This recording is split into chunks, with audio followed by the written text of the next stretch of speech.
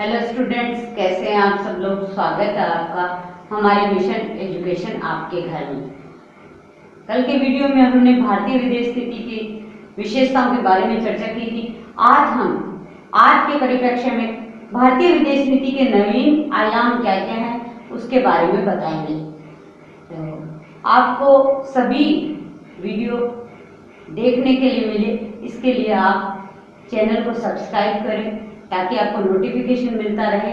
और अगर आपने अब तक चैनल सब्सक्राइब नहीं किया है तो ज़रूर कर ले और प्ले लिस्ट में देख ले कि कौन कौन से वीडियो अपलोड हो चुके हैं। अगर आपने नहीं पढ़े हैं पिछले वीडियो तो ज़रूर देखें, पढ़े, समझें। भारतीय विदेश नीति के नवीन आयाम यानी जो 1990 के दशक के बाद में भारतीय विदेश नीति में परिवर्तन आने लगे, क्योंकि 1990-91 तक भारत ने गुट निरपेक्षता की नीति पर अधिक काम किया था।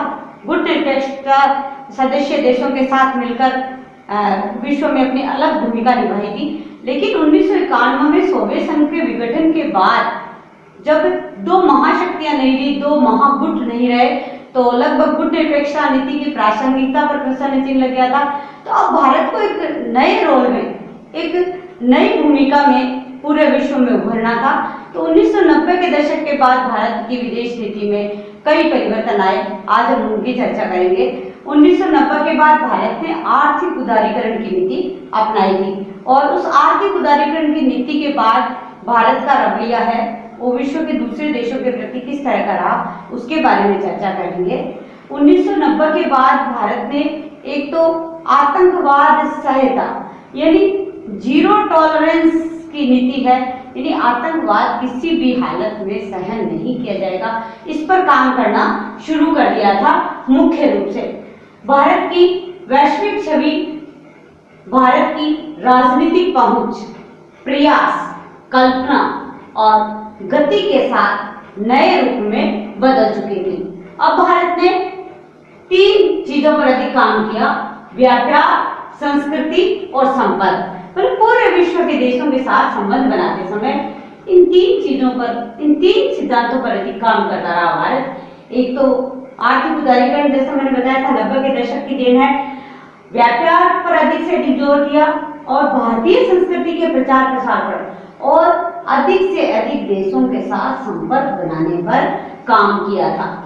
और इसके लिए भारत ने 5 सिद्धांत है वो तय कर लिए, 5 मूल सिद्धांत। मतलब पहले के जो 6 सिद्धांत है उन पर भी अडिग रही, मतलब उनको भी फॉलो किया, जैसे साम्राज्यवाद, उपनिवेशवाद, पंचशील के सिद्धांत, शांतिपूर्ण सहजीकरण। लेकिन इन पर काम करते समय भी 5 नए मूल सिद्धांत लिए। एक था निरंतर वार्ता, मतलब सभी देशों के साथ वार्ता की नीति जारी रखी। जब भी भारत को अवसर मिला किसी भी सम्मेलन में, चाहे वो सार्क सम्मेलन हो, आसियान सम्मेलन हो, गुट निरपेक्ष शिखर सम्मेलन हो या अन्य ऐसे यूरोपियन देशों के कोई सम्मेलन हो, ओपेक का सम्मेलन हो, सभी जगह उसने निरंतर वार्ता की नीति अपनाई। आर्थिक समृद्धि को प्रोत्साहन, अपने पड़ोसी देशों के साथ भी, विश्व के अन्य देशों के साथ, और स्वयं की आर्थिक समृद्धि को अधिक प्रोत्साहित किया, इस पर अधिक ध्यान दिया। और साथ ही भारत की प्रतिष्ठा व मान सम्मान बढ़ता रहे, क्योंकि प्राचीन काल से ही भारत है वो विश्व गुरु रहा है, वसुधैव कुटुंबकम की भावना को लेकर चला है। तो उसी परंपरा को आगे बढ़ाते हुए भारत ने ये देखा कि पूरे विश्व के देशों में उसकी साख कायम रहे, तो इस पर अधिक काम किया। भारत की प्रतिष्ठा व मान सम्मान में वृद्धि हो, साथ ही राष्ट्रीय सुरक्षा को समर्थन, क्योंकि 3 से 4 बार भारत पर विदेशी आक्रमण हो चुके थे। स्वतंत्रता के बाद भारत पर चीन ने आक्रमण किया, 2 बार पाकिस्तान ने आक्रमण किया, कारगिल युद्ध का दंश फिर भारत ने झेला। तो भारत ने अब विदेश नीति में राष्ट्रीय सुरक्षा को समर्थन देने की नीति पर अधिक काम किया। जो देश भारत की राष्ट्रीय सुरक्षा पर ध्यान देंगे, राष्ट्रीय सुरक्षा का समर्थन करेंगे, उन्हीं के साथ भारत खड़ा रहा। भारतीय संस्कृति एवं सभ्यता की मान्यता को प्रोत्साहन, भारत ने यह स्थापित करने की कोशिश की कि भारतीय संस्कृति सर्वश्रेष्ठ है। वेदों और उपनिषद काल से ही भारतीय संस्कृति है वो विश्व को कुछ न कुछ देती रही है, उसी तर्ज पर अब भारत ने काम करना शुरू कर दिया था और विश्व के अन्य देशों को इस बात का लोहा मनवाना शुरू कर दिया था कि भारतीय संस्कृति व सभ्यता सर्वश्रेष्ठ है। इसके लिए सांस्कृतिक सम्मेलन, सांस्कृतिक जो नृत्य वगैरह है, उनके कार्यक्रमों का आदान प्रदान, उनके छात्रों का आदान प्रदान, इस तरह के कई कार्यक्रम हुए पर ध्यान दिया। अब हम भारतीय विदेश नीति के जो नवीन आयाम यानी 1991-92 से लेकर वर्तमान तक किन किन आयामों पर भारत की विदेश नीति चल रही है, उनके बारे में चर्चा करेंगे। सबसे पहले जो परिवर्तन आया था महाशक्ति सोवियत संघ के विभाजन के बाद, वो भारत की विदेश नीति में था पूर्व की ओर देखो, लुक ईस्ट पॉलिसी, इस पर काम किया। 1992-93 के उस काल में पीवी नरसिम्हा राव प्रधानमंत्री बने थे, राजीव गांधी का निधन हो चुका था और वो भी आतंकवाद के कारण, इसलिए जीरो टॉलरेंस की नीति पर उन्होंने काम करना शुरू कर दिया था।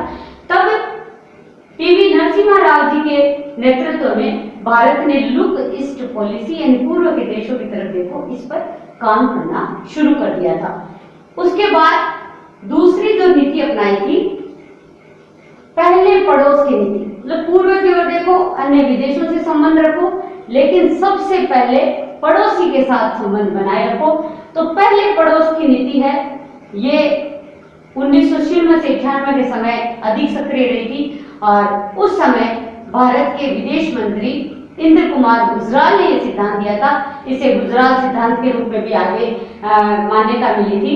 तो उस समय इस पर काम किया गया, पहले पड़ोस, मतलब बाकी देश बाद में, पहले पड़ोसी, यानी पड़ोसी देशों के साथ अच्छे संबंध हो, पड़ोसी देशों के विकास के लिए काम किया जाए, इस पर भारत की विदेश नीति है वो काम करने लगी।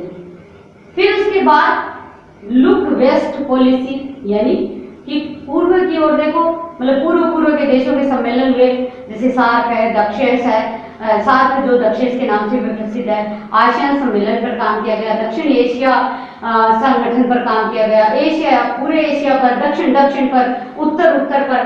तो उसके बाद जब अटल बिहारी वाजपेयी के नेतृत्व वाली सरकार थी, तो 2003-04 से लुक वेस्ट पॉलिसी, यानी पश्चिम की ओर भी देखो, क्योंकि पूर्व के साथ पश्चिम के साथ भी संतुलन बनाए रखना जरूरी था, क्योंकि विश्व में जो पश्चिमी देश है, उत्तर के जो देश माने जाते हैं, वो सर्वाधिक शक्तिशाली और विकसित देश है। तब अटल बिहारी जी ने इस पॉलिसी पर काम करना शुरू किया था।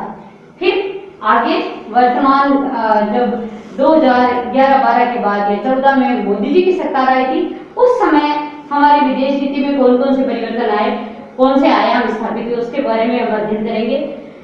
जो मोदी सरकार है, उनकी पहली नीति थी नेबर फर्स्ट पॉलिसी की। पहले तो इंद्र कुमार गुजराल ने सिद्धांत दिया था पहले पड़ोस की नीति, लेकिन यहाँ ध्यान दीजिए शब्द पर, पड़ोस पहले नीति, इन्होंने थोड़ा सा परिवर्तन कर दिया था। नेबर फर्स्ट पॉलिसी है वो आई थी और इसका सबसे जो फ्रेश उदाहरण है वो ये था कि मोदी जी ने शपथ ग्रहण के दूसरे दिन ही पड़ोसी देशों के नेताओं के साथ एक शिखर वार्ता करी। यानी पहले दिन 26 मई को शपथ ग्रहण हुआ और 27 मई को ही उन्होंने पड़ोसी देशों के जो नेता है उनको बुलाया था और शपथ ग्रहण समारोह में अधिक से अधिक पड़ोसियों के जो प्रधानमंत्री, राष्ट्रपति थे, उनको आमंत्रित भी किया था, उनके साथ वार्ता की। उसके बाद उन्होंने सार्क सैटेलाइट यानी G-SAT-9 का प्रक्षेपण किया और एक BBIN मोटर व्हीकल एग्रीमेंट, इस पर काम किया। BBIN का मैं बता देती हूँ, भारत, बांग्लादेश, भूटान, इंडिया और नेपाल, यानी इन 4 देशों में, बांग्लादेश, भूटान, इंडिया और नेपाल, इन चारों ने मिलकर एक एग्रीमेंट साइन किया था, मोटर व्हीकल एग्रीमेंट। और तो ये मोटर व्हीकल एग्रीमेंट किस पर काम कर रहा था कि जो यातायात व्यवस्था है, क्योंकि लगभग इन सभी देशों के साथ है वो हमारा सड़क यातायात है वो लगता है, तो इस पर काम करना शुरू कर दिया था और यात्री और कार्गो वाहन ट्रैफिक विनियमन चालू कर दिया था, क्योंकि इससे व्यापार को भी प्रोत्साहन मिलेगा। जब एक देश के लोग हैं वो दूसरे देश में आएंगे तो अधिक से अधिक संबंध है वो प्रगाढ़ और मजबूत होंगे। तो इस पर काम करना 2014 से शुरू कर दिया था और उनकी ये नीति थी नेबर फर्स्ट पॉलिसी। उसके बाद आई एक्ट ईस्ट पॉलिसी, यानी पहले था पूर्व की ओर देखो लुक ईस्ट पॉलिसी, लेकिन अब इसी लुक ईस्ट पॉलिसी को अधिक सक्रिय रूप में प्रस्तुत करने के लिए उन्होंने नीति अपनाई एक्ट ईस्ट पॉलिसी, यानी अधिक सक्रिय और सामरिक आयाम वाली। इन देशों के साथ, ईस्ट के देशों के साथ सामरिक संबंध भी और उनके साथ अच्छे संबंध हो, उनके विकास पर ध्यान दिया जाए, इस पर अब अधिक से अधिक काम किया था। दक्षिणी पूर्वी सागर में जो गतिविधियां हो रही थी उसमें अधिक सक्रिय रुचि दिखाई। वियतनाम के साथ समझौता किया था, जापान के साथ समझौता हुआ, तो इन सब के साथ है वो संबंध बनाने पर भारतीय विदेश नीति काम कर रही है। उसके बाद जो भारतीय विदेश नीति का आयाम आया आक्रामक सुरक्षा और कूटनीति, क्योंकि वही बार बार भारत ने आक्रमण का दांव चला था और भारत को अपनी स्थिति जो कूटनीतिक स्थिति है और अपनी सैन्य शक्ति है उसका प्रदर्शन करना भी अनिवार्य था, क्योंकि पाकिस्तान और चीन लगातार भारत पर आक्रमण करने का प्रयास करते रहे थे। तो आक्रामक सुरक्षा और कूटनीति में आप उदाहरण दे सकते हैं डोकलाम विवाद का, चीन सशक्तिकरण का एक सशक्त विरोध भारत ने किया था और पूरे विश्व मंच पर किया था। सर्जिकल स्ट्राइक, पाकिस्तान के बार बार आतंकवादी हमलों का जवाब देने के लिए जो पठानकोट में सैन्य छावनी पर हमला हुआ था उसका जवाब देने के लिए जो सर्जिकल स्ट्राइक की नीति उन्होंने अपनाई थी, सर्जिकल स्ट्राइक किया था, पूरे विश्व में इसकी भूरी भूरी प्रशंसा की गई थी। और इसके बाद से पाकिस्तान है वो एकदम अलग थलग पड़ गया था। अब पाकिस्तान का ना तो चीन साथ दे रहा था, ना अमेरिका, ना अफगानिस्तान, यानी पूरे विश्व के सामने पाकिस्तान को अलग थलग करने की जो ये नीति अपनाई वो सफल भी रही थी। आतंकवादी गतिविधियां हैं वो कम भी हुई उसके बाद। और भारत ने जो आक्रामक सुरक्षा और कूटनीति पर काम किया था, क्योंकि भारतीय जेनरिक दवाओं पर अधिक यूरोप के द्वारा अपने देशों में बैन लगा दिया था, तो भारत ने इसका हाथों हाथ पलटवार करके ईयू के साथ जो उसका BTIA पर जो वार्ता थी वो तुरंत ही उन्होंने सस्पेंड कर दी थी, यानी उनके साथ जो ट्रेड हो रहा था, व्यापार हो रहा था, उसको उन्होंने हाथों हाथ कैंसिल कर दिया था, सस्पेंड कर दिया था। ये थी उनकी आक्रामक और कूटनीति। अब भारत ने विदेशों में ऊर्जा सुरक्षा पर भी काम करना शुरू कर दिया था।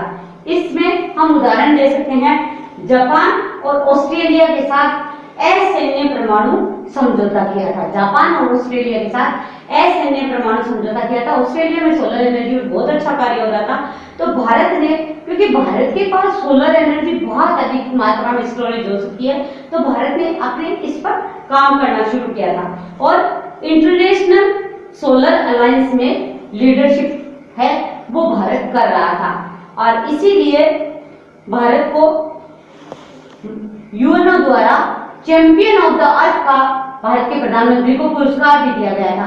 चैंपियन ऑफ द अर्थ, क्योंकि जो बाकी ऊर्जा के स्रोत है वो लगातार कम होते जा रहे थे, तो भारत ने सोलर एनर्जी में जो काम किया वो उसका लोहा पूरे विश्व ने माना था। और इसके बाद भारत ने सांस्कृतिक कूटनीति पर भी कार्य किया था। पहले भी आपको बताया था कि जो 3 सिद्धांत तय किए थे, संस्कृति और संपर्क पर कार्य करना तय कर दिया था, उस पर भी काम करना शुरू कर दिया था। तो इसके लिए उन्होंने अपने योगा को पूरे विश्व में प्रसिद्धि दिलाई और 21 जून को अंतर्राष्ट्रीय योग दिवस है वो घोषित कराया। वर्तमान में भी योग दिवस को या योगों को प्रोत्साहन देने के लिए पूरे विश्व स्तर पर भारत में 3 मिनट का वीडियो है वो पोर्टल पर अपलोड करें। इसका एक कंपटीशन चल रहा है, ये कंपटीशन यही है सांस्कृतिक कूटनीति का। और बुद्धिस्ट सर्किट पर भी काम किया था। जो आसियान के देश थे वहाँ अधिकतर बौद्ध धर्म के लोग हैं, तो भारत ने बुद्धिस्ट सर्किट है वो भी बनाया था। इसके अलावा प्रोजेक्ट मौसम पर भी काम किया था। प्रोजेक्ट मौसम में भारत ने जो चीन की नीति थी वन बेल्ट वन रोड, उसका भी विरोध किया था। इसके अलावा माननीय विदेश मंत्री जो सुषमा स्वराज थी उसके समय भारतीय डायस्पोरा पर बहुत काम हुआ था। भारतीय डायस्पोरा क्या था विदेश में जो भारतीय रह रहे हैं और उन भारतीयों के साथ अगर कोई परेशानी होती है, वो किसी संकटकालीन स्थिति में होते हैं, तो भारत ने वहाँ अपनी सक्रियता दिखाई और उनको उन परिस्थितियों से निकाला भी था। ये थी भारत के आयाम। और इसके अलावा भारत ने इजराइल के साथ भी प्रगाढ़ता से संबंध स्थापित किए। इजराइल के साथ संबंध स्थापित करने के साथ ही भारत ने ये ध्यान रखा फिलिस्तीन के साथ भी उसके समझौता है वो बना रहे, उसके साथ उसके संबंध है वो संतुलित रहे, इस पर काम किया था। तो आज हमने भारत के विदेश नीति जो नवीन आयाम है उसका अध्ययन किया है। आप इनके नोट्स बनाएंगे। घर रहिए, सुरक्षित रहिए। धन्यवाद।